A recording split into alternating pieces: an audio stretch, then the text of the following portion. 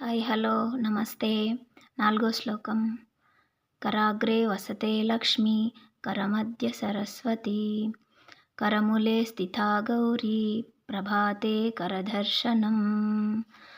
ఇది ముగ్గురు దేవతల అమ్మవార్లకు అంకితం చేయబడినది. మనం ఉదయమే లేసినెంబడి దేవీ దేవతలకు ప్రార్థించే శ్లోకం. అయితే వేళ్ళ చివరన నివసిస్తుంది అని అర్థం. లక్ష్మి సంపదలకు ఆదిదేవత. అరచేతి మధ్యలో సరస్వతి జ్ఞానానికి మరియు విద్యకు ఆదిదేవత మరియు అరచేతి అడుగు భాగంలో గౌరీదేవి నివసిస్తుంది, చెడు నుండి మనలను రక్షించేందుకు అని ఈ శ్లోకం యొక్క అర్థం.